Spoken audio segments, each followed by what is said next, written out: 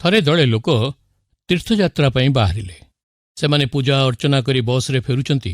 ସମସ୍ତଙ୍କ ମନରେ ଆନନ୍ଦ ଯେ ସେମାନେ କିଛି ଧର୍ମକର୍ମ କରି ଫେରୁଛନ୍ତି। କିଛି ବାଟ ଆଗକୁ ଯାଇଛନ୍ତି କି ନାହିଁ, ହଠାତ୍ ଆକାଶ ମେଘ ଦ୍ୱାରା ଅନ୍ଧକାରଚ୍ଛନ୍ନ ହେଇଗଲା। ଘଡ଼ଘଡ଼ି ମାରିଲା। ବସ୍ର ଅଳ୍ପ ଦୂରରେ ଏତେ ଜୋରରେ ବିଜୁଳି ମାରିଲା ଯେ ସମସ୍ତେ ଭୟଭୀତ ହେଇଗଲେ। ପରସ୍ପର କଥାବାର୍ତ୍ତା କରିବାକୁ ଲାଗିଲେ, ଆମ ଧର୍ମକର୍ମରେ କିଛି ଆଉ ତ୍ରୁଟି ରହିଗଲା କି? ଏହା କହି ଆଉ କିଛି ବାଟ ସେମାନେ ଆଗକୁ ବଢ଼ିଲେ।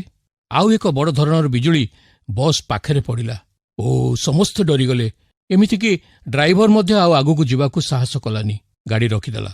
ଗାଡ଼ି ଭିତରକୁ ଆସି ସମସ୍ତ ଯାତ୍ରୀକୁ ସେ କହିଲା, ଆମ ବସ୍ରେ କେହି ଜଣେ ଅଛି ଯାହାର ମୃତ୍ୟୁ ଆଜି ସୁନିଶ୍ଚିତ, ଆଉ ସେଇଥିପାଇଁ 2 ଥର ବିଜୁଳି ଆଘାତରୁ ଆମେ ରକ୍ଷା ପାଇଛୁ। ଏଣୁ ଆମକୁ ଚିହ୍ନଟ କରିବାକୁ ହେବ ଯେ କାହାକୁ ଈଶ୍ୱର ଆଜି ମାରିବାକୁ ଚାହୁଁଛନ୍ତି। ସମସ୍ତେ ଦ୍ୱନ୍ଦ୍ୱରେ ପଡ଼ିଲେ।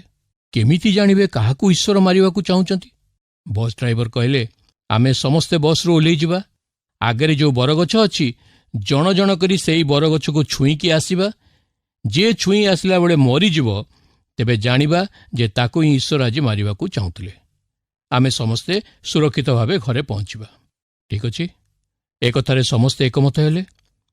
ଜଣ ଜଣ କରି ସମସ୍ତେ ଗଛ ପାଖକୁ ଯାଇ ଆସୁଥାନ୍ତି। ସମସ୍ତଙ୍କ ମନରେ ଭୟ। ସବୁ ଭାବୁଛନ୍ତି, ସେ ତ ମୁଁ ନୁହେଁ। ଗୋଟି ଗୋଟି କରି ସମସ୍ତେ ଗଲେ।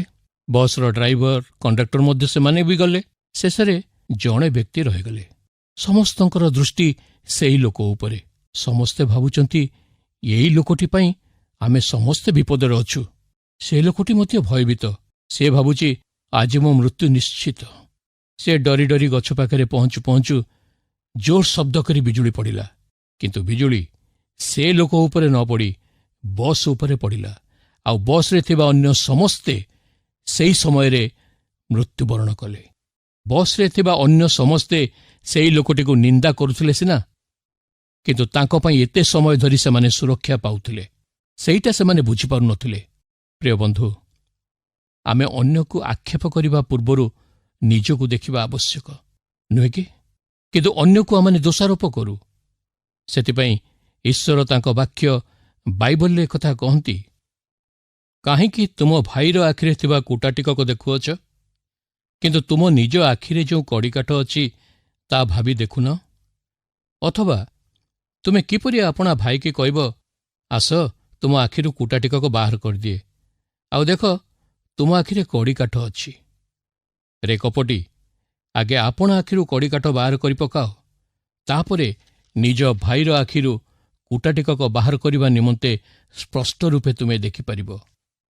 ଈଶ୍ୱରଙ୍କର ବାକ୍ୟ ମଧ୍ୟ କହେ, ଆମ୍ଭେମାନେ ଆପଣା ଆପଣା ପଥ ଅନୁସନ୍ଧାନ ଓ ପରୀକ୍ଷା କରୁ, ପୁଣି ସଦାପ୍ରଭୁଙ୍କ ପ୍ରତି ଫେରୁ।